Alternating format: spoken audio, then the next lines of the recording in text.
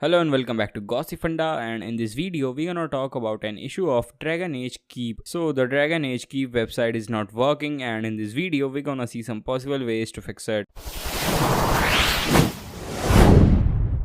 So if your keep is not working, then first of all check your internet connection and make sure to provide a strong and stable internet connection. Now if there is no internet issue, then first of all try visiting the keep using a different web browser, or if you are using a Chrome browser then try to use keep in incognito mode. You can also try to use a different device, and if the Dragon Age keep works on other device or browser and is not working on your device, then first of all log out from keep and then clear the cache data of your browser. If you want to clear the cache data on your Chrome browser, then first of all open Chrome, tap on this three dot option and then select clear browsing data, and here you will get all the options. Simply select it and clear. If you are using Microsoft Edge, then select this three dot option, go to settings and then go to privacy search and services. Here click on choose what to clear, select the cache data and simply clear. Hope it helps. Make sure to like, share and subscribe.